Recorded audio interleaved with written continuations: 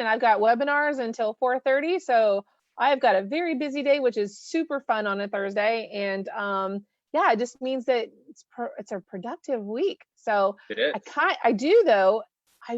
I have been not in my pool for 2 weeks because we've been so busy. So like I'm gonna try to shut down a little bit early tonight and try to go jump in the pool. There you go.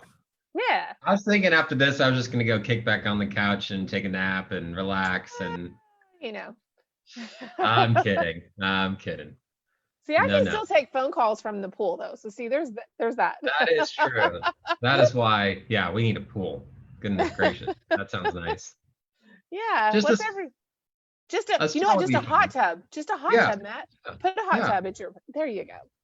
Yeah. See, everyone dialing in. This is the Matt and Deanna show. This is what you don't understand is that we typically do the Matt and D show. So you guys, you get to hear all about Matt needing. It's probably an office expense for him to have a hot tub. It should definitely be an office expense, right? Just charge that to an Amex card. Is that how that works? There you go. I will have blinders on when we see that. Don't even know. Right? No one even knows. Hey, Doug. Hey, Amara. How's it going? Amara, I got your text. I'm so excited. Yay, yay, yay. Amara is joining us. It's super exciting. I don't think Tom would let me pass as a hot tub for a business expense, though. He might catch that one, D. You know, it's pretty all good on how you frame it. It's all on how you frame it. I mean, I'm sure that there's got to be a way of marketing that. Got to be a way to sell it, right? I think you guys all should post in here if Matt deserves a hot tub for all of his hard work, for sure. Like, yep, get that man a hot tub. Let's hope that Roland doesn't remember he's supposed to dock my pay from last night. That's true. You're definitely getting your pay docked for that. And for those of you who have no idea what we're talking about, you are welcome to go back and watch the Q&A. We had some fun last night and had some jokes at each other's expense, mostly mine. So we were having a fun time. And so go feel free to watch that Q&A. It's in the Facebook group. I sent it out this morning, at least US time. It went out about 9 o'clock Central time. So that should be in your inbox with the recording from last night's Q&A call, as well as call 5 yesterday afternoon and the workbook books with it. So that should be all in your inbox and on the Facebook page. So I like Doug. Doug said he calls it a think tank. I like that. Or Andrew said it's a recreational facility for your home office. See, I'll just chalk it up to home office expense. So if you guys realize what happens is when we have these virtual happy hours, we all drink wine, we come up with really creative things. So really creative there's that. Really creative. So that's awesome. Hello, Shannon. How are you? Awesome. Getting started. We'll have Mr. Fraser here shortly. Yeah, he's gonna be on top of it on just a second.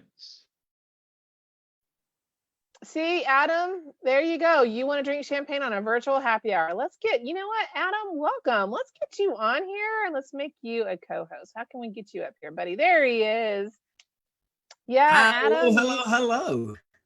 Hello. You missed our virtual happy hour last night. There was drinking, wine, and Matt drank other fun stuff, and we had a great time last night. Fun stuff. That just sounds adorable.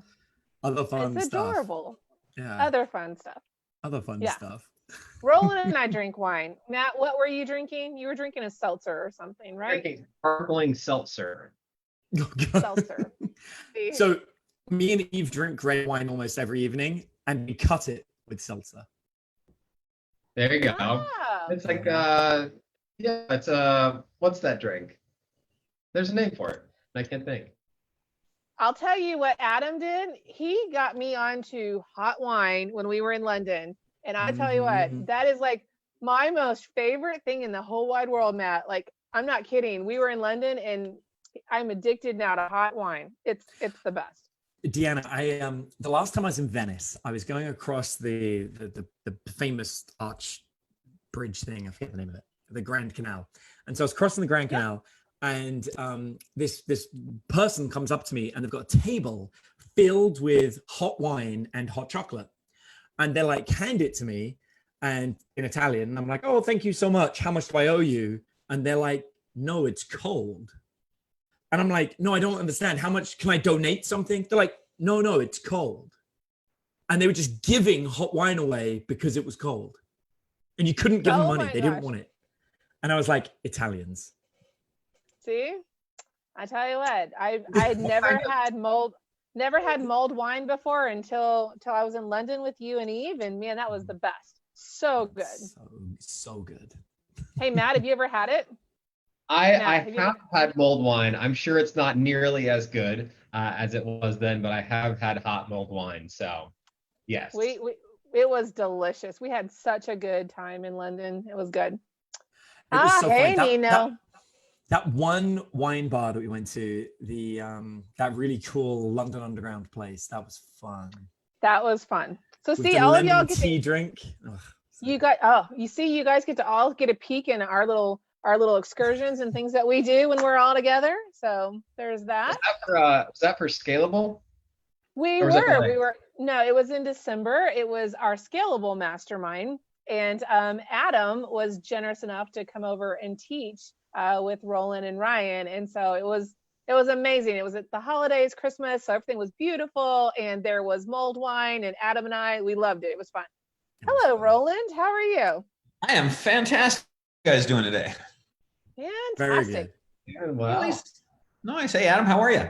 Yeah, I'm good, man. Very good. I'm excited to be here to be doing this. I don't know if everybody realizes like how epic this is going to be. I'm super excited for it. It's going to be super fun.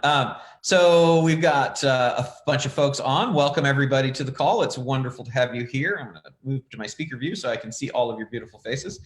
Fabulous. Cool. So I'm really excited about today because today we have Adam, who's for me right down here. Adam has done a ton of deals. He and I have known each other forever. And I don't even remember when we met, Adam, but when was that? Ago. We met at the Boardroom Mastermind. Was that the first time? That's so funny. Okay, cool. So Adam and I go way back, and he has had lots of different businesses and like most interesting people, lots of different lives. And the thing that he is doing right now, one of the things is he's buying companies. And so he's bought several, I think in the last 12 months. Is it 5, Adam? Yeah, give or take 5 at the moment. And there's like a couple going on right now. And of course there's asset acquisitions as well. So it got to a point I've kind of lost count. So I wanted to have Adam come on and interview me. I'm going to probably interview him back a little because I can't help myself. But I thought it would be helpful for you guys to all see someone who's doing this, who follows the system and is out there doing deals and sharing the deals that he's done, as well as asking me the questions that he knows now, having done several deals, he would have liked maybe to ask when he was in your space, just kind of learning this stuff. And so I'm really excited to have him here and doing that. Before I have Adam do that and also tell you a little bit more about himself, I just want you guys to understand how things work to help you be less confused. And so I have on the board behind me, I'm hoping that you can see it. I'm trying to get as close to it as I can. But I just want to go over really quick the timing on things, because a lot of you have asked the question, and I've posted this answer. I'm trying to answer all your questions in the group. So I posted this a few times, but just in case you didn't see it and you're like, I don't understand how you can like get loans on assets and financing on inventory and stuff like that if you don't own the company. And other people are saying, well, how I have to explain all this stuff to the seller before I close the deal. And so that's going to be complicated. So let me just try to help you understand. There are 2 moments in time. There is the moment before you close, and there is the moment after you close. Okay. So hopefully you can see, I'm going to slide my chair out of the way, but these moments in time are, you have an LOI, the letter of intent. And then before you close, pre-close, they own all of the assets, okay? Post-close, you own all of the assets. And for those of you who are going to ask, yes, I'm going to write this up for you, but I'm not going to take a picture of this because it's not as pretty as I want it to be. I'm going to give it to you a little bit better presented. But so right now, when they own the deal before closing, of the strategies that we talked about already, there are several that you can use. You can do a pipe wrench deal, right? You do not need to close to do a pipe wrench deal. You do not need to close to do a baseline deal. You do not need to close to have the owner carry financing, right? To have the owner do seller financing, or to carve assets and say, I don't want those assets, so let's reduce the purchase price by that amount. You don't need to own the company to do an earn-in, to say, hey, I'm going to do some cool stuff for you, bring these resources, team, whatever, do my thing that I'm good at and get good. You don't need the company to do an earn out where you say, hey, I know that you say it's going to be worth all this money in the future. So how about if we agree on a formula for you to get paid in the future based on the future performance of the company? And you don't need to have access to have ownership of the company to do a DDP, a deferred down payment. So let's just take a look at what this looks like. If you're doing a simple deal on the front end, your LOI, you might say, I'm going to ask you to carry back, I'm going to ask you, seller, to carry back 80% seller financing. That's the owner carry, right? Then that only leaves 20% more that you need to come up with. So let's say that you do that 20%, that remaining 20% with the DDP. That's the deferred down payment. Now, this is a really simple deal. It's 80% seller financing, 20% DDP, okay? No fancy tricks, nothing you have to explain to the seller. No, I'm going to pay for this without having to come out of pocket, okay? Now, that's the deal. You then move to closing, and now you own all the assets, okay? We've closed the deal. The seller has a note, a promissory note, your promise to pay that 80% over 5 years, 7 years, 3 years, whatever you've agreed to. And they have a DDP note also. That's a separate note that you're promised to pay in 30 days, 60 days, 90 days, okay? But you now have title to the assets, and the seller has title to those two notes. Okay, so now we're over here. Now you have all of these assets that you own. So if you want to figure out how am I going to, let's say this was $1 million deal. Now you got to come up with, you have seller carried back 800,000 in financing, 20% or 200,000 of that million purchase price is the DDP. Now you're like, okay, well, how do I come up with the money for the DDP? Fantastic. Now we own the assets. So now you can factor your accounts receivable. Now you can go to the supplier and say, give me a loan. You can do asset-based lending. You can do inventory financing, right? You can do all of the things that we talked about that you guys are asking me, how do I do this if I don't have title to the assets? You close using these things, and then you fund the gap using these things, okay? I hope that helps bring that into clarity. And I was thinking about it because I saw you asking the questions, and I wanted to be able to really make it clear. And I think that these 2 points in time, I don't own it yet, I do own it, and how you are filling the gap using the assets post ownership should help you a lot in understanding how to do these deals. So with that, Adam, what you got? That was amazing, Roland. You actually, I was thinking as you were describing this, and so just so you guys get this, me and Roland phone each other up all the time, and mostly me asking Roland really silly questions and Roland giving me really smart answers. But it made me think about like buying a house.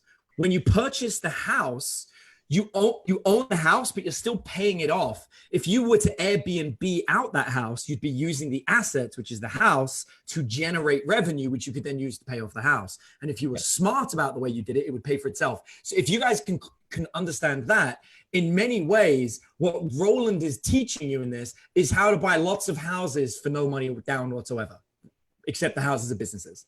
It's the infinite checkbook for acquisitions. Like you own the largest private equity company in the world because you have an unlimited checkbook because it's all being funded from the companies you buy, right?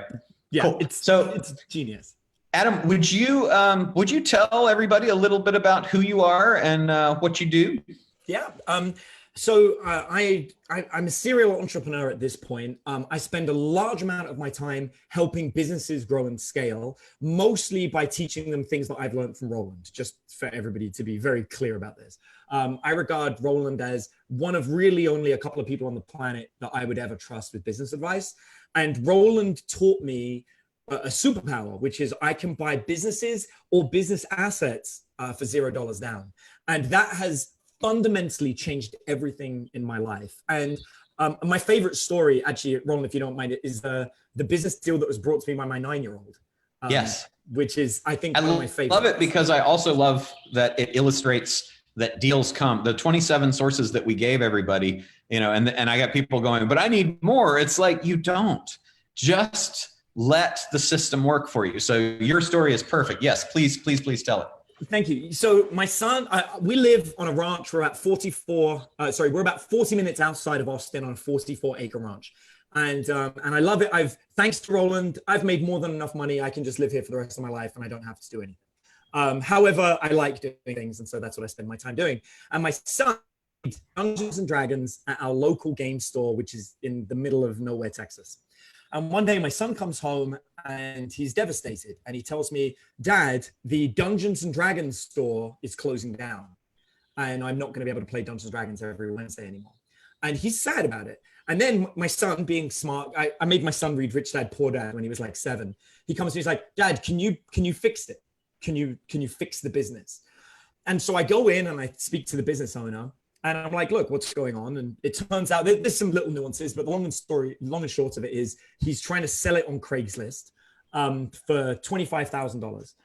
And I'm like, look, I'll be interested. I'll buy it. My son doesn't want the store to go away. I believe there should always be a store in this town. I'll just buy the store. And so we go into the purchase. We've got the letter of intent and off we go. Now we're in due diligence. Well, in due diligence, and actually I'm going to raise a point here. This is something that Roland says, because it's all about buying things ethically. If the numbers came back the way the guy had portrayed them, I would have given him $25,000 and bought the store. The reality is most business owners have no idea how to run a business. That's the sad truth. Most of them have no idea what they're doing. So by the time I look into it, I find out that the company, the store loses $1,000 every month. There's like this risk. Every single month they lose $1,000. In addition, none of their books are up to date. So there is some kind of unknown financial terror in the background that we just don't know about. So everything just looks absolutely terrible. And so I say to the guy, listen, I'm not willing to buy at $25,000. I actually don't want the business. I want the store, but I don't want your brand. There's too much risk. I was like, but I'll take the store off your hands so you don't have to pay the rent anymore. I'll stop you losing $1,000 a month. I'll take all the assets inside the store and we'll call it $10,000 and you can get out. At this point, the guy's like, no, I'm going to get 25K. Thank you very much. And I say, okay, no problem. Let's talk in a month. Knowing that he loses $1,000 every month. And if 15 months go by, then he should have just accepted the deal, right? So I wait. The store starts declining. They've got no product in the store. He actually starts losing more money. The next month I come back, I see his wife hanging out and I'm like, hey, how's the store? And how's it going? And she's like, we're looking to get out of it. Like, I really wish he would sell it, but he loves the store, and I'm like, I totally understand. I get it.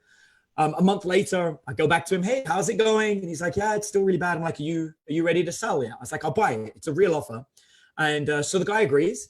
And he says, yes, let's do this. $10,000. I'm like, cool. I need to double check everything again because obviously a couple of months have gone by. I go in again. And the problem is now all the stock is old and I don't want to pay $10,000 for old stock. 2 months ago, it was hot. Now it's not anything. So I tell him, look, I'm going to do $5,000 as a DDP, as a deferred down payment. And I'll take the store off your hands and you won't have to lose the money. And he agrees at this point. The pain's too much. His wife wants him out. And so we take the store. Now, there's some really cool things that come out of it. First of all, 1, I now own a cool game store. Sweet. 2, my son gets to play Dungeons and Dragons. But the real wins are the minute I went in, I liquidated the stock on eBay and actually made enough to pay off the guy and get a ton of money in my pocket. We used that money to stock up the store and we redesigned it, cleaned it up, made the whole thing look amazing, started stocking it with actual current product. We ran advertising campaigns to improve the store. And then this was the real thing that I loved. At the same time, my office space, we had to move out of it, and we were spending $2,000 a month in office space. But the store had 2 storerooms that were being used. So imagine they store the storage in the storeroom instead of in the shop. So we changed it, and we ended up packing out the shop with all the product, and it opened up these 2 storerooms that we turned into an edit suite and into offices. And so we actually managed to reduce our office space. So the net of it cost me 0 out of pocket. I ended up paying 0 because I used the assets to liquidate it. I now own the only game store for 45 miles. My son gets to play Dungeons and Dragons, and I don't pay for my office space anymore. And I make profit every single month. And the best part about it is the old owner, I honored him with a lifetime 100% discount in the store. So he buys things at cost. So Adam, would you also tell the rest of that story? So basically, you having the game store then decided that it would be good to purchase an event. And so let's talk about that for a minute, and then we'll go into the interview. Absolutely, yeah. So Dave's asked a question here about we ended up making about $10,000 a month with the store. So yeah, we basically boosted up the revenue. We ended up hiring a retail optimizer from one of the game companies, the products we sell. So it was Games Workshop. They fired their retail optimizer for some unknown reason, and we hired her at an hourly wage to tidy up the store. Just for the record, that's how we ended up picking up the money. So what Roland's referring to is the next thing that we did is because I became known for buying and selling things, a friend of mine reached out, and due to political differences, he could no longer work with his 2 partners that owned a gaming convention.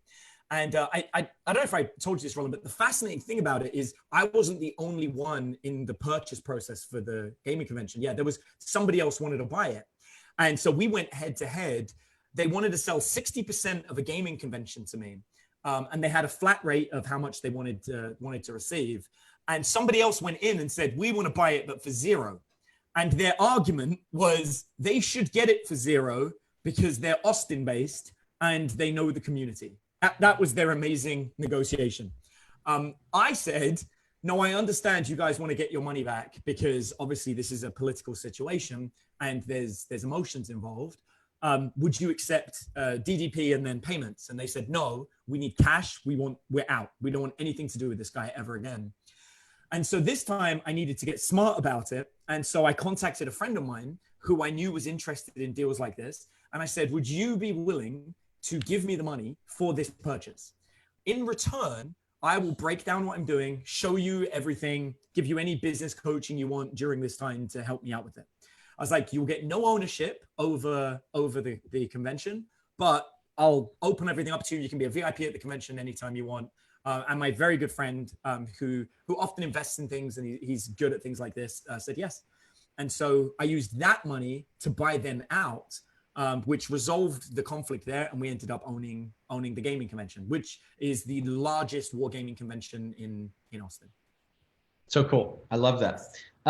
So before we go into the Q&A or the interview, I want to answer some questions and also clarify something. I am not allowed by Matt and Deanna, who are always hoarding power, to share my screen. So I can't share the screen with you. But if I could, it would be so cool. You now have the power. You now hold the power, Roland. Sorry about that. I love it. Thank you so much. Okay. So just to go through again where we are, and also we have added 2 or 3 new bonuses to the program. We have the 16 hours of video training, the in-depth stuff explaining in great detail the 100 strategies and all the other stuff. The 8 weeks of group mentorship where I am coming on and answering your questions.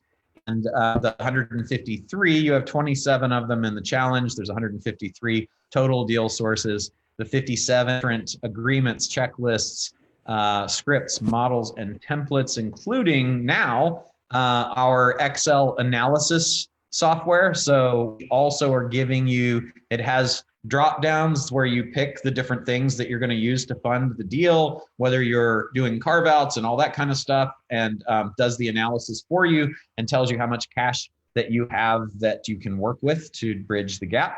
159 money out of pocket strategies, 690 family office funds, PE funds, all the different companies will exit to, lifetime access to the Epic Deal community, and then the first day bonus, which expires at the end of the call. Again, lots of people said, mean it expires at the end of this call? Yes, it does. And that is live Zooms where we get on and the current deals that we're working on. We have several companies that we're in the process of buying right now. So those Zooms will be coming on with my business partners and saying, here's how we found it, here's how we're funding it, here's why we're doing it, or here's why we're not. So you guys get to see that live in process as it happens. Somebody asked how many of those are there? And the answer to that is it just depends on how many deals we're doing. There will be several, right? So we, like I said, we have about 5 deals that we're in the middle of right now, and we're looking for new deals all the time. So that is that. The new bonus is, and this will, even the one in green is expiring at the end of this call. The new bonus is breakdowns of the past deals that we have done. So I'll basically deconstruct several of the deals that we have done in the past. And we'll also give you 6-month subscription to our Praxio software, which has all of the standard operating procedures that you will want to implement in your company. There are, I believe, 30, is it 33 or 38? Do you remember, Matt or Deanna? I believe it's 33. Yeah, 33 different standard operating procedures to put in. And Praxio is a software that helps you manage that. It's what we use to run the different businesses that we acquire. And that all comes to more than $10,185. I didn't add up the new stuff, but it's $1,997 to be in the accelerator. And thank you to all of the people who have made that investment already. And then we have our elite program, which is everything that's in the accelerator, plus the 2 15-minute strategy calls with me, an hour with Grant Teeple, our mergers and acquisitions attorney, strategize on your deal. It's a 30-minute CFO call, but there's also 2 more calls with CFO people in that package. So it works out to be a little bit longer than that. So I'm going to call it an hour. I think it's going to be an hour and a half, but there's 3 calls, not just 1. The ability to submit deals and do deals with me and my network, which includes Adam and several other folks. Our buy and build bundle, which is 3 intensives that we did that people paid $2,000 a piece to come to, that are designed to help you 10x the value of the companies that you buy. The full PDF workbook of the entire Epic program, which is what's up here in the 16 hours. And the ability to attend, and this one also expires today at the end of this call, the 2-day scalable mastermind meeting. That's the high-end mastermind. We meet 3 times a year in one of those masterminds, 4 in the other. So you have 7 different dates that you can choose among. You can come to any one of those 2-day events. They're held at super cool places. I think you're really going to like that. And the new bonus today, which is, this is a huge one, is access to our deal team. So our deal team, we call it Deal Team 6. It's like SEAL Team 6, the best of the best. I am somehow in there. I am your deal acquisition strategist and structure person. We also have Grant Teeple, who is the mergers and acquisitions attorney. We also have Vinny Fisher, who runs Fully Accountable as your CFO finance numbers person. We have Ryan Dice, my partner in Digital Marketer and Scalable Co., and he is your growth strategist. We have Richard Lindner, who is the president of Digital Marketer, who is your ops, your operational strategist as far as hiring people and getting the people to run the company and how do you set up accountability and meetings and all that kind of stuff. And last but not least, your mindset, which is huge, strategist, who is John Asseroff, who appeared in The Secret, good friend of ours. And the way that that works is that we will have, during the course of the 8 weeks, your Deal Team 6 will be available. Each of those people will do 2 separate 90-minute, and they sometimes go longer so that we can answer everybody's questions. You guys see that we do that here. They will be able to answer your calls. So those are group calls where you get on whatever deals you're working on, whatever questions you have about the numbers, the law, the acquisition structure and strategy, the mindset that you've got, anything that's holding you back. How do you grow the company? How do you get your ops in order once you acquire it? All of that, all of those questions answered by Deal Team 6. That's a huge, huge value. And that is, and again, I didn't add the numbers up. Last time it was $31,682. That is the $4,997 option. Now, I will tell you that I do mean it when I say that the green things go away. So if you miss that, please don't ask us to add them. It is really just for early movers, and no problem if it's not a fit for you. Don't do it now. If you're not ready to make a decision, there's not pressure to make the decision, right? Do what feels right for you. Those bonuses are available to you now. And everyone who's already bought, all of these new bonuses that get added just pile on to the things that you've already got. So we're not taking anything away. We're only adding new things for you if you invested in the program. So with that, Adam, let's ask some questions. I like it. And let me see here. Let's see. I love it. Stephen, yes, Praxio, absolutely. It's you're a CP, DMCP, you love it. Yeah, it's great. It is absolutely great. Sunny, thank you. Gia, I'm glad that you are happy with our over-delivering and being blown away. Congratulations, Manny, on joining the Epic Elite program. And Amara, Praxio, you've been wanting Praxio? Now you got it. Okay, Adam, what you got for me? First of all, Roland, I haven't spoken to you for the last 48 hours. Obviously, I'm in Epic. Do you know there's so many deals that have been happening in the last 24 hours? If you go in there and see the testimonials from people, they're literally closing them, and we're only a few weeks in. Just for the record, if you haven't seen it, you should see it. Yeah, I think Matt was going to share some of those in the Facebook group too, so you guys can see some of the deals people are closing. Is that happening, Matt? Yes, it is. Yeah, we've actually got 4 that I pulled from the last day and a half. Yeah, okay, fantastic. I like it's funny. I watch my face as I'm looking at Matt. I'm looking down here because Matt's down there and Deanna's over there and Adam's down there. It's really, this Zoom thing is hilarious to me. Okay, so yeah, so if you'd like to see some of those people that are doing deals in the program, we ran this last month and now we're running it again. We don't have a plan to run it. We will run it at some point in the future. We don't have a plan currently, because we just did it 2 times in a row and we've got all the people that are in the program we want to work with and do deals, which is the main reason that we're doing this, right? So I thought there was one other thing. Oh, yes, there was. There's one other thing that this is the Steve Jobs thing. And one more thing, the iPod. One more thing, which actually is a tremendous bonus for you guys is, and I mentioned it on the Q&A call last night, but it is not in that list of things, that the way that Epic is delivered, both of those programs, the Accelerator and Elite, is that you also have another bonus. And that bonus is that the way it's structured is every other Tuesday for the 8 weeks. So 4 times we release the video content, and on alternating weeks, I, on Tuesday, answer all your questions on a group call and we go as long as we need to go. Okay. Then on every Wednesday, so 8 Wednesdays, Adam is going to be available for a group call as well to help coach you and give you information. Adam is very good at negotiating. He's very, very good at finding deals and other things too. But he will be on there to answer any questions you have specifically about those things. But you can obviously ask him anything about the deals he's done, the deals he's doing, your deals. That's our goal, is to get you that. And then on another 8 times on every Thursday, you'll have Chris Daigle, who is really a specialist in growing and scaling businesses. And so you've got me on every other Tuesday, for 8 weeks, Wednesday, you've got Adam answering your questions. And on every Thursday, you've got Chris. And so you have a tremendous amount of support as you go through the program to help you get your deals done. That is our mission 1. Mission critical is get your deals done, right? So giving you as much support as possible to do this, and everyone who is in the program already, congratulations, that's an additional bonus you got. I mentioned we do this all the time. There is another very big bonus that you will find out you have when you're in the program that we don't announce here because we really want to surprise you with it. But there's lots of things that we add to the program, and it's always getting better. We're always adding new things.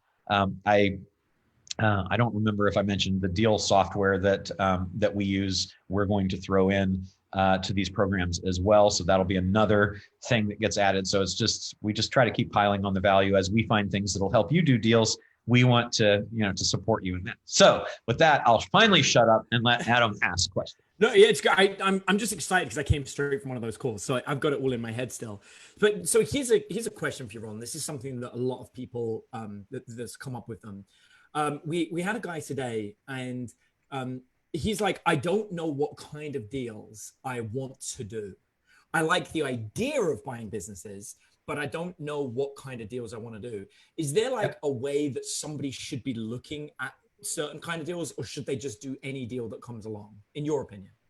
Yeah, I mean, I think I guess I have two opinions, right? I think that, like, here's what normally happens, and here's what's happened to me, and I think it happened to you. It's happened to a lot of the other guys I know that are that have been in this for a while, is that at first you're a kid in a candy store and you're like, I could buy anything.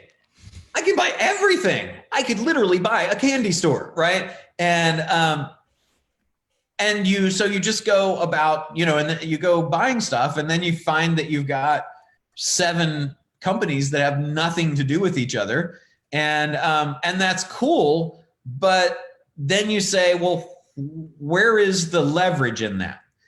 And the answer is that there really isn't any. You're a diversified portfolio of companies, which is cool.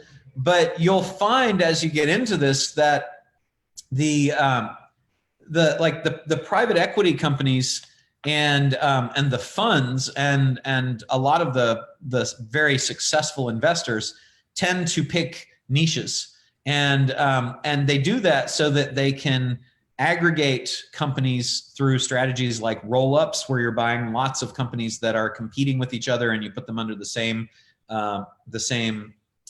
portfolio. Or you'll find that they specialize in adjacencies, which is basically the worksheet for acquisition categories that I gave you, that has media, it has you in the middle, core business, then it has media, team resources, services, products, supply chain, IP. They're looking at within a particular category or particular industry about buying, like say they own a retail pet store, then they're going to acquire blogs and companies that produce content and aggregate the eyeballs of pet owners. And they're going to be acquiring teams that are related to that, and services that are provided, like maybe veterinary services or something like that, or software related to that. They'll be acquiring other companies that have different products so that they can sell those products to their existing audience. They'll buy their manufacturers, their wholesalers, their distributors, their affiliates, and then they'll purchase other patented products.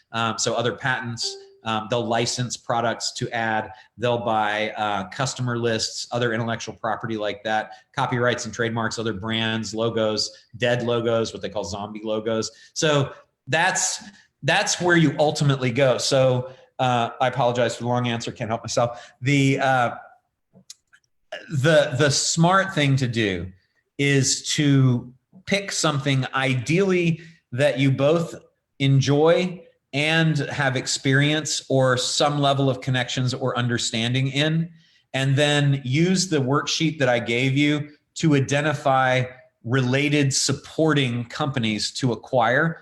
Because what you'll have then, instead of having a coffee stand and a pet shop and a dating company and something else, you'll have, which is hard to grow to get up to the level that you're going to flip it to private equity. Now, if you just want to own a bunch of companies because you think it's cool, do it. You can absolutely do that. And, if you're buying companies and helping them, either buying profitable companies or helping them become profitable or more profitable, that alone is great. And they are building value and you can sell them. But if instead you were to aggregate around a theme, then you have a greater likelihood of getting to the numbers that will get private equity and family offices and growth funds interested in acquiring your collective, combined, grown together entity at a significant multiple. If you remember that chart that had, I think it was blue and green, and blue was a multiple of SDE, which was 2.5, and green was the multiple of EBITDA, which was 3.7 was the average. And then you went to the red, which was private equity, and the red, going from the blue and the green where we like to play to the red, to me is the big leap in value. And so if you can build around a core business, all of the related businesses, you'll ultimately do better. And now I will shut up. No, I love it. I think it's funny. So in business, one of my biggest weaknesses, Roland, myself personally, is advertising. Me and advertising are just not friends. I can sell, but I can't get advertising working. And I get so many people ask me, how does my business continue to grow year and year without it? And the key is actually what Roland taught me, which is, and I'm not sure if you know this, Roland, did I tell you I acquired 45% ownership in one of my biggest competitors for $0 down? And that was literally using your techniques. So my question is, if somebody's watching this right now and they're trying to think about acquiring a competitor, what is a way they could go about doing that? Or have you gone about doing that in the past? To acquire a competitor, to me, the best way to acquire a competitor is to have a conversation with them. And we just talked to, we just did a call for our elites a few minutes ago. And one of the guys was asking, he said, I've approached the competitor now. And the approach that he used is the approach that I most recommend, which is, and this was in the scripts that I gave you guys day before yesterday, which is, for a competitor, it's, hey, business is tough right now. We've had some really cool successes. We have some customers that I don't think are a fit for us that I'd like to be able to refer to you. And I'd love to just get together and have a chat about things that are working for you, things that are working for us, and kind of mastermind a little bit and see how we could help each other. And then when you have the conversation, that should, most of the time with any reasonable human being, especially a reasonable business person, be met with, absolutely, I would love to talk with you. If nothing else, they would love to talk to you to find out things about your business that you're doing right? You're a competitor. But if you have an abundance mentality as opposed to a scarcity mentality, you realize that there's plenty of business for everybody, and it's okay to have competitors. It's okay to be friendly with competitors, right? So then at that meeting, you share, you talk, you ask them how business is going, and at the appropriate in the conversation, which you just have to feel this up, is when is it would be just to say, hey, we're looking at growing right now, and I was just wondering, have you ever thought about selling? Is that something that you would ever consider? And it comes up because you've built rapport, as opposed to calling them up and saying, hey, I'd like to steal your business from you, right? Or I'd like to buy your business even. It's just, that's walls up conversation. You're giving and receiving and building rapport. You have a walls down conversation. So then it's appropriate to say, have you ever thought about selling, right? Now, I will tell you that what's funny about that is that one of the recent deals that we did, one of my friends and fellow War Room members, who I was consulting with, and I were looking to buy companies in the photographic space as an acquisition to bolt on to the company that he already had in the photography education space. And we approached a company, and the company said, and it was a company that, remember I said, look at on that sheet of the 7 things, it's people that are selling services to your people. So he was an affiliate for their software. And we said, let's go buy their software. Okay. And so we approached them and had that conversation that I just told you about. And they said, well, actually, we just got acquired by a private equity company, and we'd be interested in acquiring you. So that turned it around. And then 5 months later, they had acquired for multi-millions of dollars the company that we were going to use to acquire them. And that was a really, really cool deal. So that, like, the good thing about talking to competitors is not only might you be able to acquire them, not only might you be able to refer business, not only is it good just to have an expanded network, but you might very well find somebody that ends up wanting to buy you. And that's okay too, right? So that's to me, the process. And then just to follow up on that conversation I was having with the gentleman on the call a minute ago, was he said they're in this dance now of they've made the contact, but neither of them wants to give the numbers to the other person. They've signed the NDAs, but they haven't released the numbers. I'm like, man, if you're going to dance, you got to dance. So if you're going to talk to your competitors, you can't be afraid for an NDA to show them your numbers. You can be careful not to show them great detail. I wouldn't show them acquisition funnels. I wouldn't show them conversion rates, right? But to talk about where you are in terms of your revenue and your profit and your growth, even that's absolutely fine. And you're going to have that conversation or you can't move forward. And so that's kind of how I would go about it. No, I love that. And actually, I think that speaks to a really key point here, which is I found learning your strategies has made me a very dangerous shark in a very specific pond. So in the field of dating, I'm like feared as a business person, not just as a dating coach, because I understand how to buy and acquire. And I think, I'm seeing this with Epic. A lot of the newer people are realizing that it doesn't take a lot to be dangerous when you learn these things. So if you had to summarize as 3 simple things that somebody should just get into Epic and master, what would those 3 things be that anybody could do? That you don't need to be a lawyer or an accountant, but you could make deals happen. Yeah, I think that if I'm thinking about the things that are the most valuable to you as a deal maker, the very first thing is your network. So I think that are you asking me generally, Adam? Or are you asking me within the context of Epic or what? Just so I answer the question. So I'll make it clear. I had hesitation when I first met you about learning from you, because in my head, I'm like, Roland's a lawyer. He can do anything. And now I work with you and do these things. I'm like, oh no, anybody can do this, because you can bring in a lawyer to do the things you can't do at the latest stage. But what would you think are the 3 simple things that people could just to get started, when they get into this? Because I think anyone can do it. It's like the very first day of the homework is to me incredibly important, because you just have to tell people that you're an investor. So all of you, I saw all of you posting about it, and I get even in the last couple days, I've had 2 people approach me through social media who said, I see you're an investor and will most of those cold things turn into deals? No. But what the more important thing is that what becomes implanted in the brains of everyone, particularly if you're not only putting that on your profile, but you're talking about, as you share on social, you're talking about, found a company that I'm in the process of buying, love doing this, that kind of stuff, that is, don't say the name of the company because somebody might try to buy it from you. Okay. Buy it out from under you.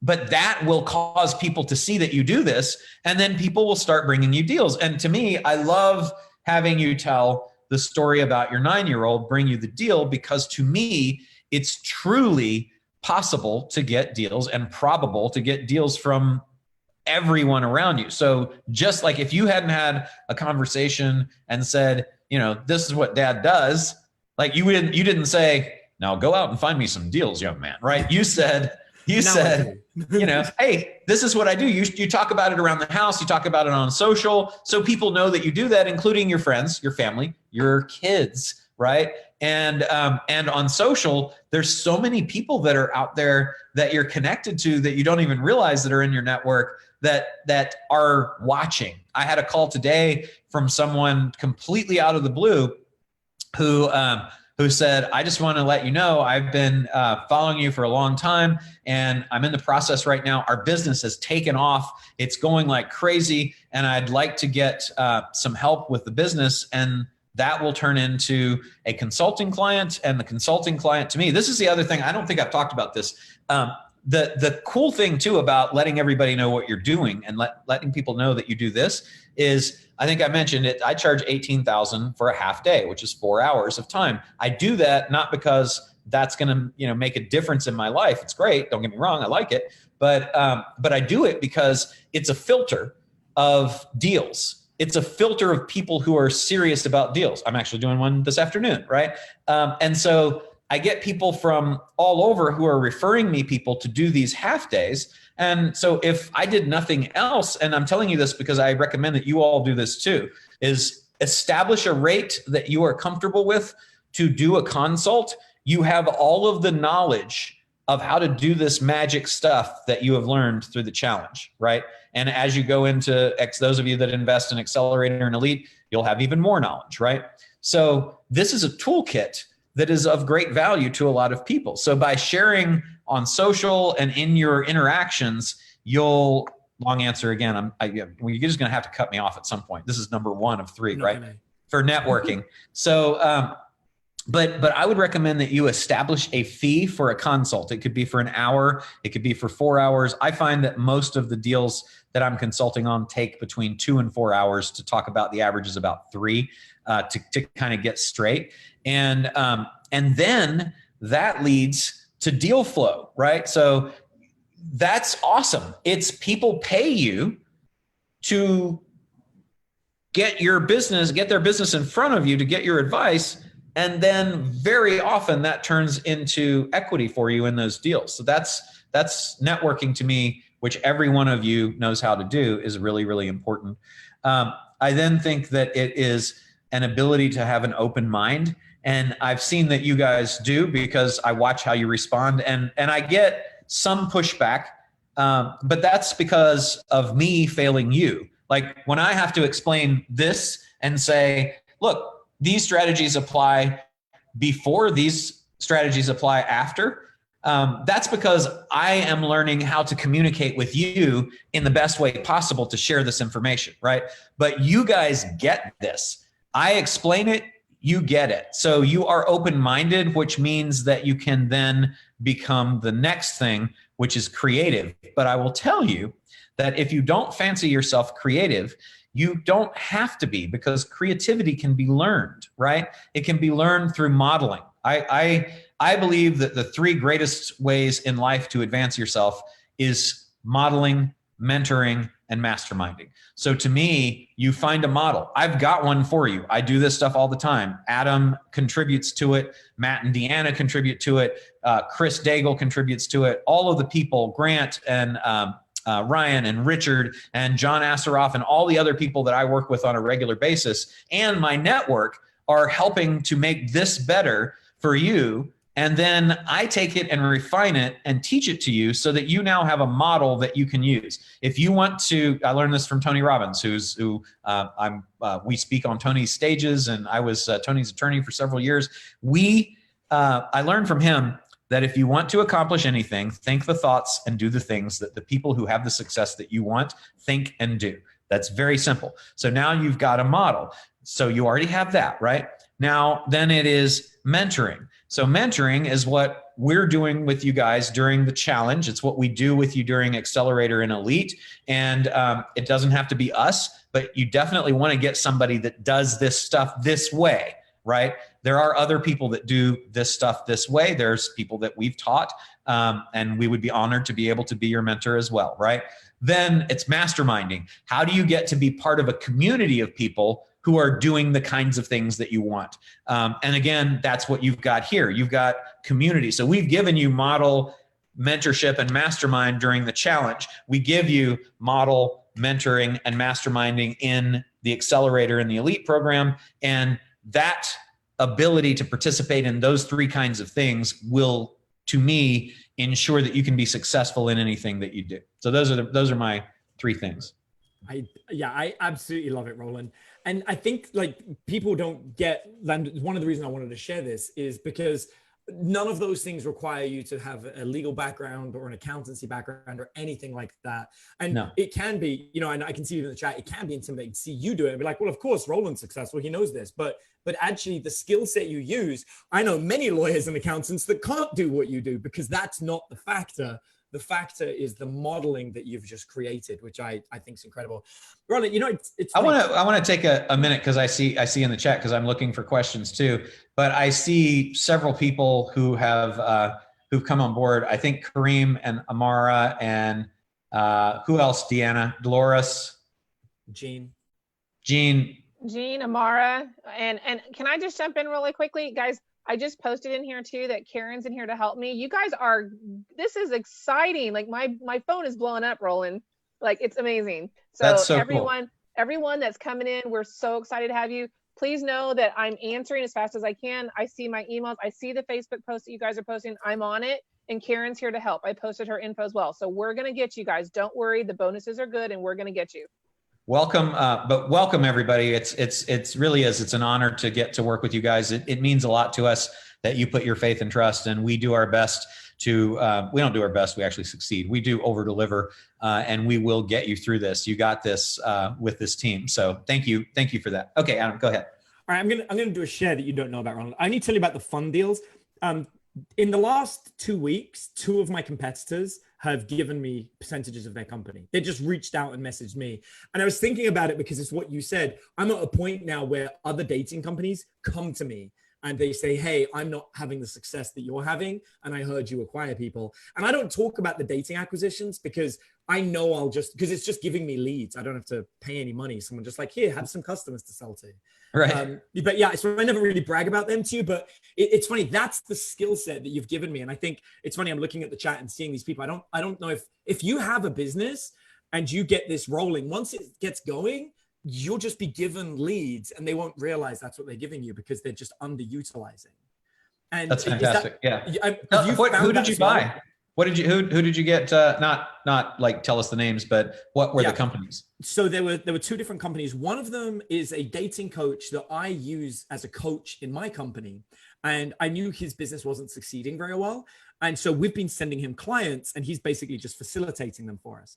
And he came to me and said, hey, my company has some leads. And he's like, we make some money, but not enough. Will you acquire it? We'll do all the work and you just tell us what to do. So in that one, I took 40%, and literally my only job is he gets my free business coach. He gets my business coaching program for free, which costs me $0. And he just follows the step-by-step process that I give to my 7-figure clients, and he just copies. Great. And I own 40% of that. The other one's significantly larger. It's a company that has been around for 15 years, and they got hit by quarantine, and they're a live event company, so their money isn't as good. And they came to me. Initially, they wanted me to help them structure a program that would make money. And they wanted to offer me 30%. And I said, if I'm structuring it and I'm delivering it and you're using my name, it kind of feels like that's like, why do I need you? I'm already an established dating coach. Right. And so I instead said, okay, I need a third partner. It's 50-50, but I want a third partner because I want someone that's going to do some admin. And I was like, and I don't trust that you guys will do the admin. So we brought on a third partner who gets 10% to do the admin. That's their job. They're just like the COO. Then I've got 45% in that with 45% with my competitor. And fantastic. That's now the prime program they sell. And all I did again was structure it. I've delivered 12 hours of video and that's it. That's my work done. That is awesome. I love that. Yes, Dolores. Yes, you can buy your clients. That happens with us all the time. Absolutely. Fantastic. Love it. Yeah. Cool. So here's the thing, Roland. So at this point in life, you've mentioned this to me before, but I think it's worth saying. The most mind-blowing thing you ever taught me was that if I sell a percentage of my company, but keep some, if the new person scales my company, my share becomes actually worth a lot more than it was if I just did it on my own. Yeah. If you remember that piece. And that to me was fundamental. When I do my negotiations, I'll often say that to somebody when I'm coming on board, letting them keep a piece of the pie so that we can grow it and make it even bigger for them. Is that something you've explained to these guys yet? So say it one more time. Yeah, no problem. So basically if I obtain 20% of a company, and let's say it was worth $1 million. And so I gained 20%. He's now got effectively 800,000. But if I triple the size of his company in a shorter period of time, his 800,000 becomes worth 2.4 million. Yep. And I found that that's like one of my most powerful negotiating tools. Yep. And I think that, it goes both ways as well. When it comes to selling stuff, I'll often view that as a separate thing. I don't know if you've explained that to these guys, but that was mind blowing to me the first time you told me that. Yeah, I think we did, but if you would like to do a quick explanation, please do. Yeah, sure. So for any of you guys that look at it, because I've seen some people in the chat being like, I don't have enough money to do the deal or what have you, and I don't think many people realize it's like if you could effectively purchase a house for $0 down, and then you turned that house into a revenue generator, you would have the money to do almost anything you want. And I look at my life now. I couldn't afford not to learn what I learned from Roland. Like the money that I have gained from this is so much more than I ever put in. And it was this massive realization to me for negotiating. So I'm going to let you guys know this. If you have a superpower, whether that superpower is you've got good attention to detail, whether it's you're good at advertising, good at marketing, good at copywriting, good at just spotting an opportunity that somebody's missed. There's a good one right now. One of the people in Epic, Roland, is acquiring the email list from a big box store that's going under due to COVID. And they're going to obtain an email list of VIP customers that they're going to be able to sell to, which is amazing as a deal. And that person's getting rid of something that they don't really utilize. So there's all these really cool opportunities. But the thing that blew my brain that Roland taught me was if a company's worth $1 million and I obtain 20% of it and I get it for $0 down, that company, their share of their company, rather than owning $1 million worth of their company, they own 800,000. But if I tripled their company within a year and they weren't going to triple it on their own, that 800,000 is worth 2.4 million. And in many ways, somebody will be willing to give up 20% of their company for the chance to have it grow that fast. Yeah. And as you get good at doing these deals, that's the concept. Yeah. So that's kind of a straight equity deal. And this, to answer, Patty on Facebook asked this, and just so that you guys understand, it's like, you don't need to have a business to do this. This is like, if you ever wanted to, if you've got a job right now, if you've got a job right now, then, and you don't want to go back when this is over, you're at home right now and you're like, you know what? I don't really like being dependent on somebody else for my paycheck.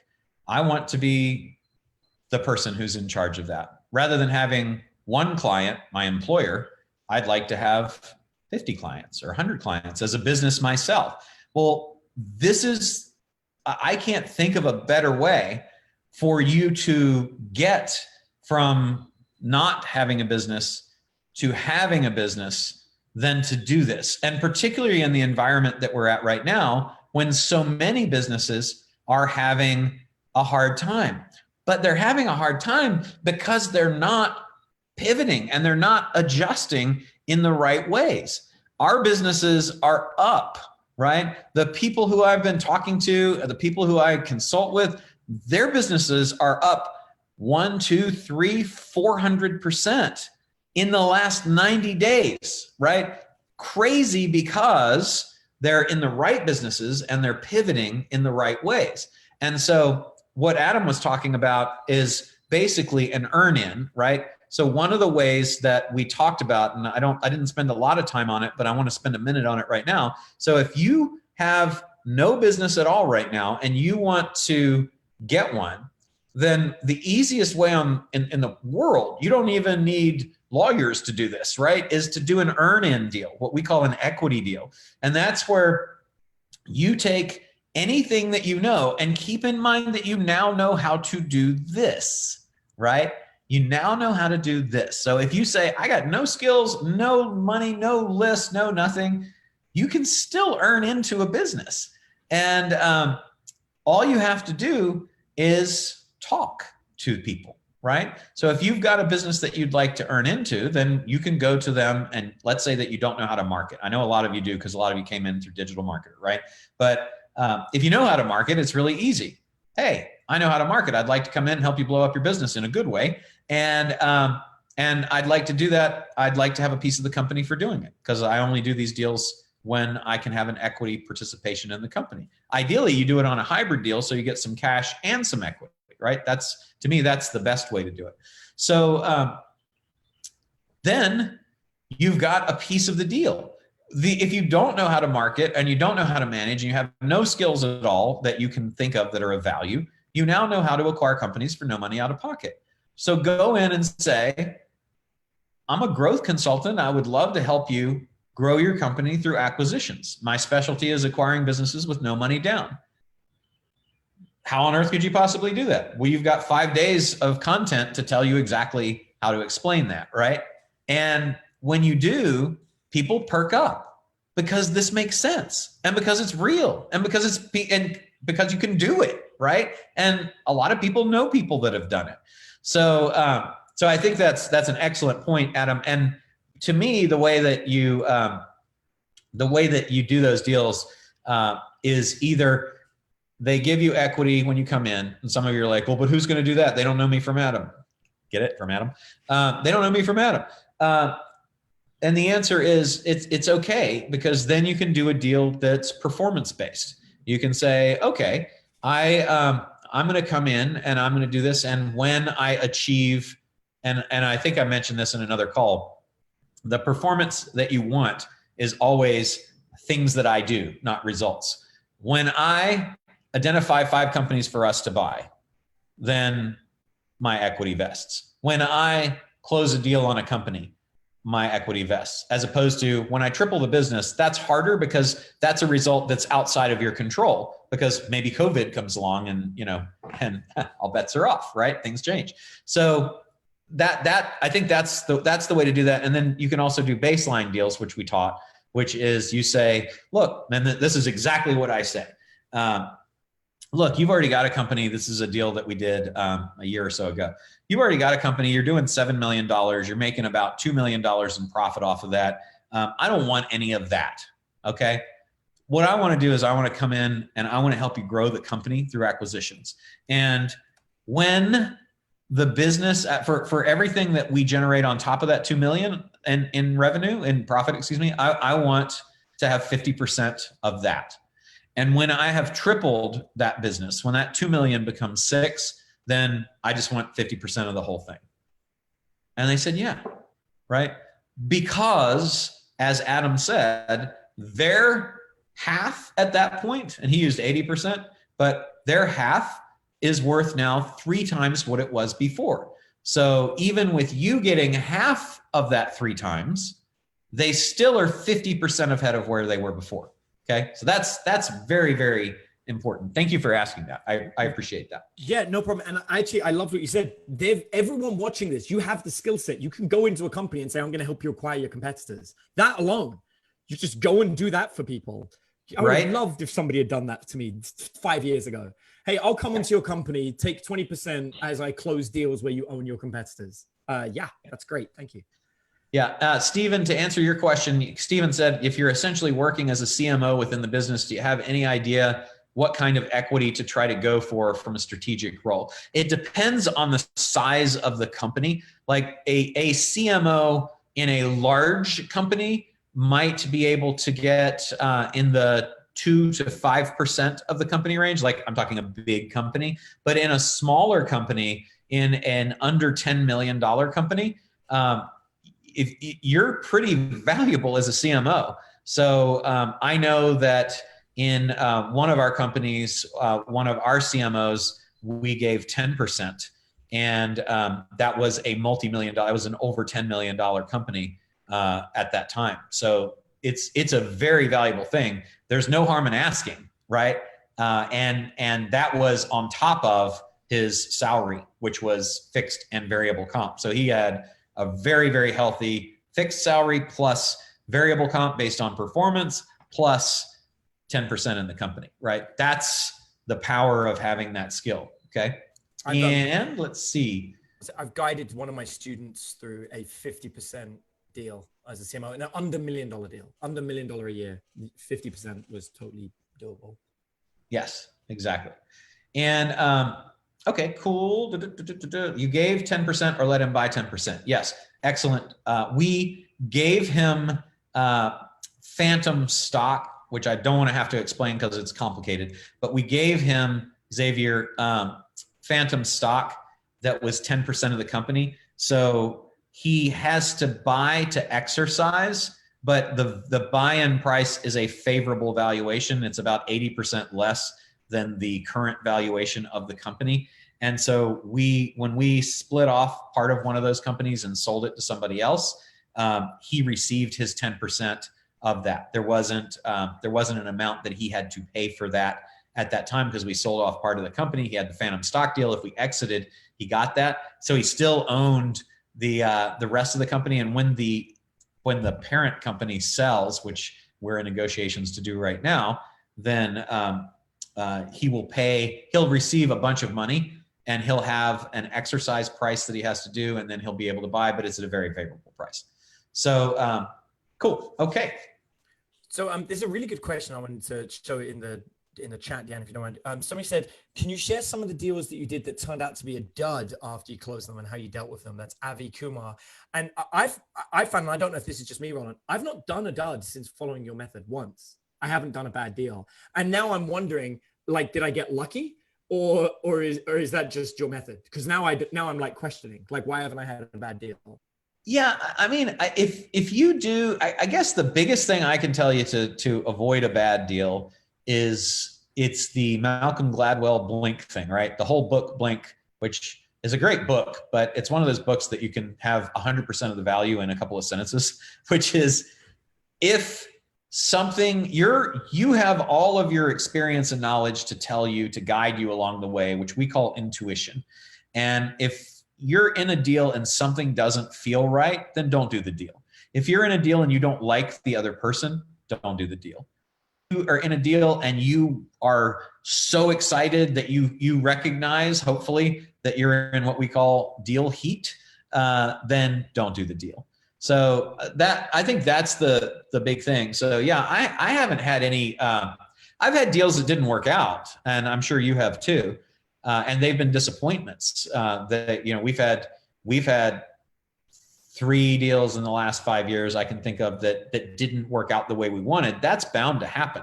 But we don't have anything that I would call a bad deal. To me, a bad deal is like liars, cheaters, thieves, somebody suing somebody, that kind of stuff, right? Or losing money or anything like that. There's just, I think it's just, you've specifically taught me to be smart about it.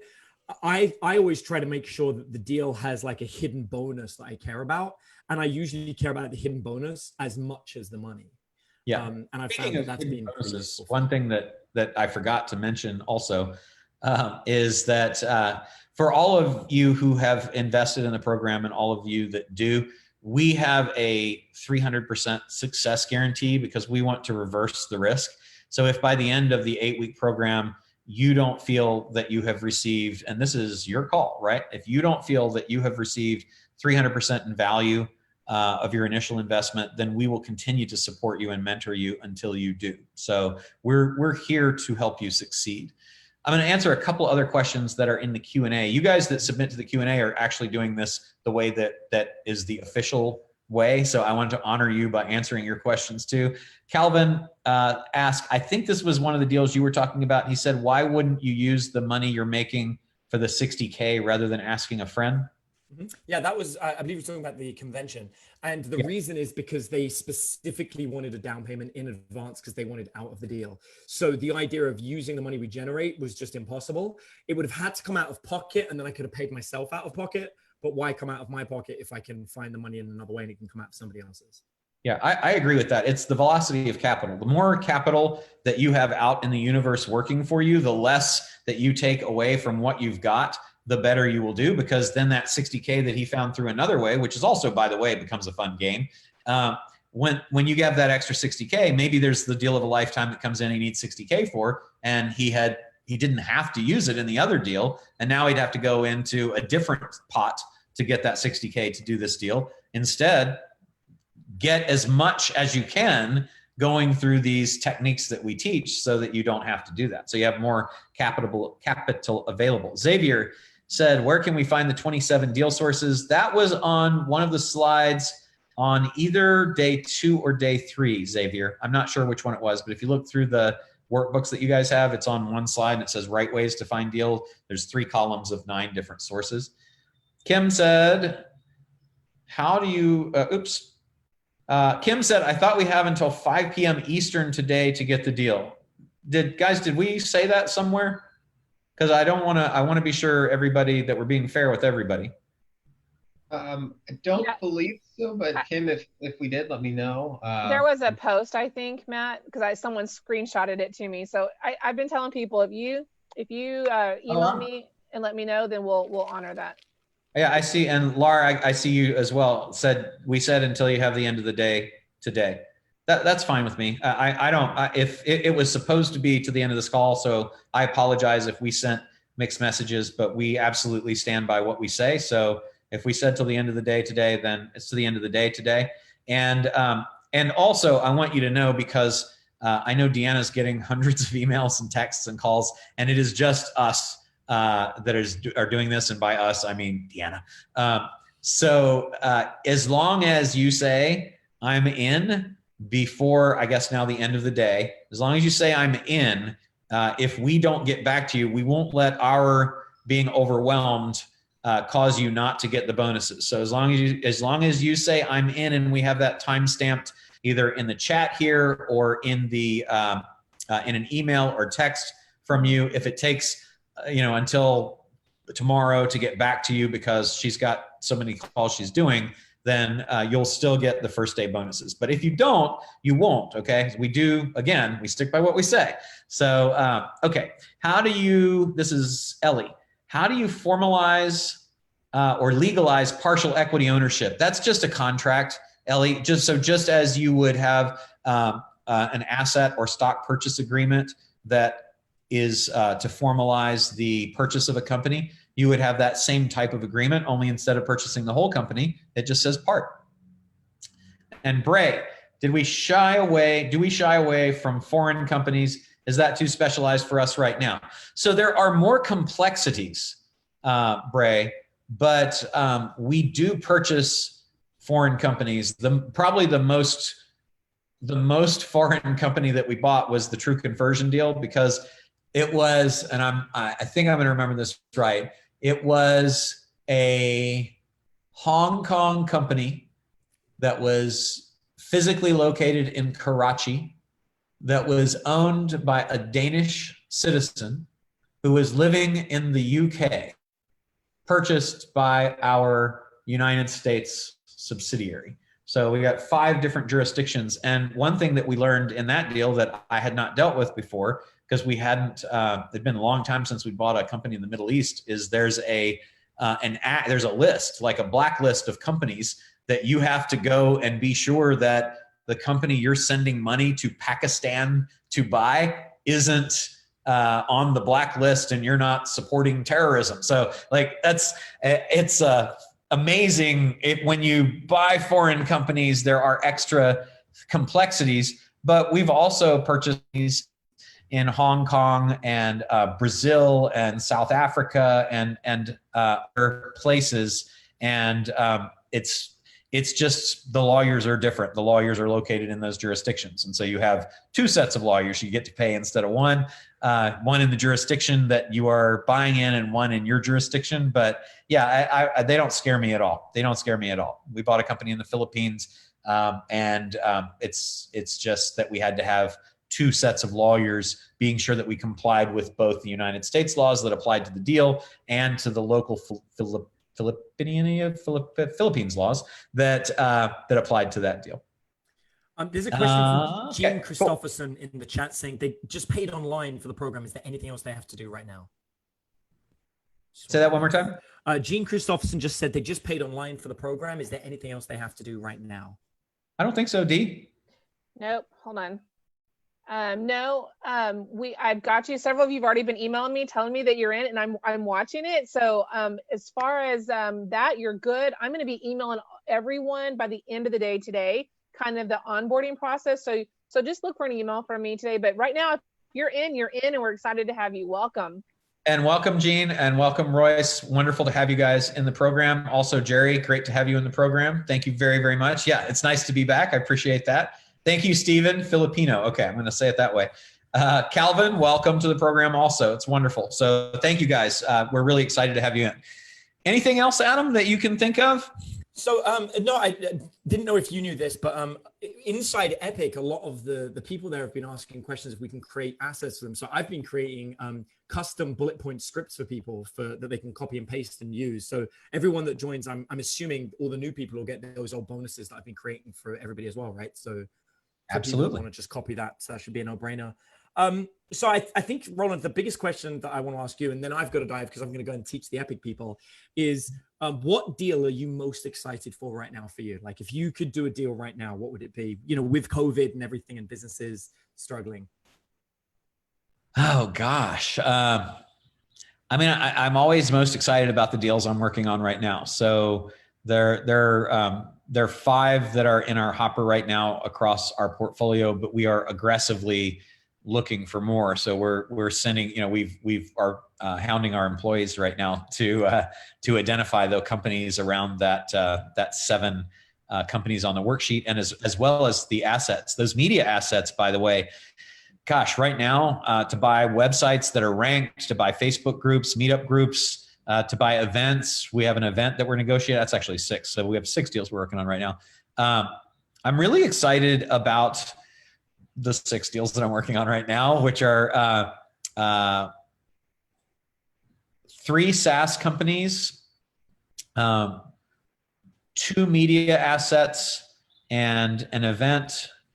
And am I missing anything? And then on deals that I'm like a partner on, I'm a consultant, so I have equity in those companies. There's another 3 or 4 companies that we're in the process of buying. So it's just all of those. I just like doing this stuff. It's fun. To me, it's the ultimate video game. I love video games. When I was younger, I'm rediscovering them through the Oculus right now, which is pretty fun. And this is to me just another video game. It's like I get the system and it's all gamified because, you know, the bells ding, ding, ding when you close the deal. And it's really exciting. And when you close the deal and you didn't have to come out of pocket, then it's double ding, ding, ding, right? I love it. At that, I've got to bounce because I'm going to go and teach the Epic guys. I've got my last group today, so I'm gonna ditch you guys and love you and leave you. Cool. Roland, thank you for answering the questions. I appreciate you. Thank you for being here. So I'm going to let Adam go. Do you guys have any other questions for us? I see Min Kim. Min, how do you keep up with all these companies, or do they end up being part of the same company and are essentially merged? So for us, they are, the way that I keep up with them is they are done by the people who run the companies that are buying them, which is not me, because I don't run any of those companies, okay? I am an investor, a strategist, an owner. I am hit and run project management. When we're buying a company, I'll be working on that. I just keep the different deals in folders on my computer, so I can keep them. I can go in that folder and find anything that I want about the deal. When a document comes in, I'll do my review, send it back off to the attorneys, and then put a copy in the folder that is applicable to that deal. So it's really simple. And then after we close, the KPIs of that deal just go into the KPIs of the company. So it's really, really simple. Let's see. Hey, Roland, Pray, when you buy a SaaS company, do you try and keep the owner in place since most are specialized? Yes, yes and no. So True Conversion is an example where we didn't. The owner actually just wanted out.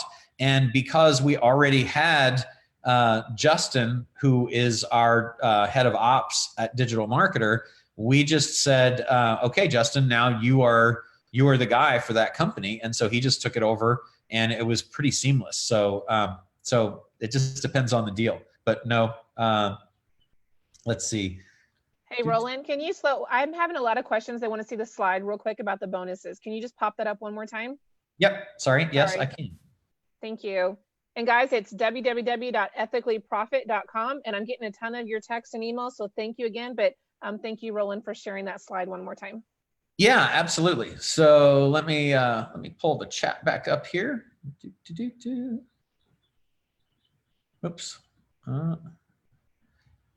I love I do this on the laptop, and so then when I try to get back to my chat, it has disappeared. So so if you guys can read me any questions that are the chat until I can find, there it is. Okay, got it.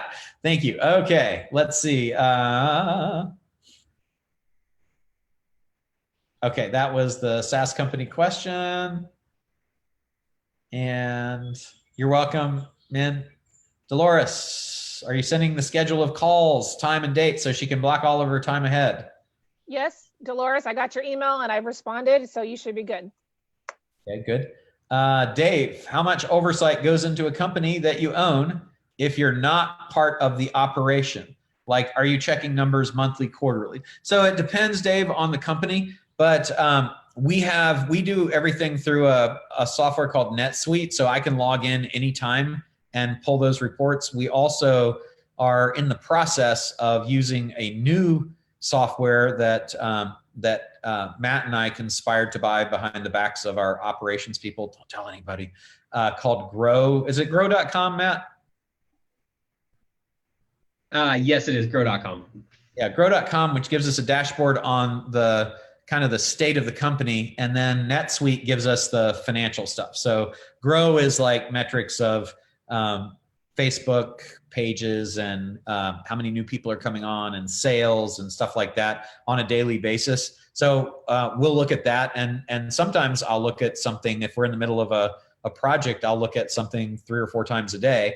Otherwise, I generally just look at the financials and the kind of the state of the state. We have a dashboard that has all of the companies that are listed and whether they're up or down, whether they're on budget or off budget. And if anything goes into the red for more than a month, then we talk about that. We also have leadership meetings, and we've got a little Kanban board that we drag things over so we can see how all the projects in all the different companies are going. So we have quite a bit of systems in that keep things flowing. And I do not go into those things all the time. I just really care if something is off. I'm more of a project oriented person. So I'll just look at the monthlies. And if there's not a big, if there's something cool and exciting, like digital marketers doing a product launch or something like that, then I'm kind of curious as to how it's going. But otherwise, really monthly. Do you check monthly or weekly on all numbers? Okay, Claudette, same answer. Dolores, great. Any tool to analyze the insights of a media company like Facebook groups and pages? Grow is awesome. Did you buy it? I think, did we buy Grow? I know we had a trial. Is that gone to buy, Matt? We did buy it. Yes, we did. Okay, cool. We did buy it, and we haggled and negotiated, as you should too. We did. Are you using anything to analyze insights of Facebook or anything? Are you using Gridix or any other software, Matt? In terms of success, I mean, if you're in the group, you can. Gridix changed their API with Facebook, so there's a lot of stuff you cannot do that used to be able to do. So, but Facebook has done a much more robust internal integration where you get a lot of the same insights from that you get from Gridix. So what they have natively has been pretty great to use. Okay, cool. And Bray says Grow would be a great bonus too. I know you know somebody over there. Is there any chance of us getting free trials for anybody that comes in? Let me see. I'll find out. Let me call Aaron and see what I can do. I love it. I love it. You got to ask, Bray. If you don't ask, you don't get. So that's fantastic. Love it. Does anybody else have any questions? Yeah, Dolores, we'll ask. We will absolutely ask those people. Matt's got some pretty good connections over there, so you never know. You never know. Does anybody else have any questions either about the program, about the homework that you did, about anything else you'd like to talk about before we sign off here today? Oh, man, okay. Looking at HVAC service businesses, looks like a lot of the large ones are buying tech companies. Tech companies typically have less cash flow or are very big. Have you bought technology companies? Yes, we have bought several technology companies. I consider all the SaaSes that we buy tech companies. Thank you, Roy. I appreciate that. And Dolores, I'm excited for you to continue the journey with us as well. Absolutely. So I haven't bought a refrigeration or ventilation company, Min. Bray, thank you so much. Appreciate that. I'm so happy that you are inspired. We want you to be inspired. This is super exciting. Gene, thank you. Excited for the future as well. Thank you guys all. And I think we are good. John says, can I get more info on the buy and build bundle intensive trainings? Yes. So, John, the way that works is that those intensives are, Matt, do you have the information handy on those? Sorry, I was muted. Yeah, so we've got we've done over 36 intensives, 2 day long, 8-hour intensives that we've done, and so we've handpicked out some of the most prevalent sessions as well as the most prevalent days for specific to buying businesses and then building those businesses. So we've got talks from Ryan Dice, Richard Linder, a few other people. Roland will be in there. So we've kind of put that program together and kind of cherry pick those best sessions that we want to set you up with success. John, is there anything more specific that you want to know? What it is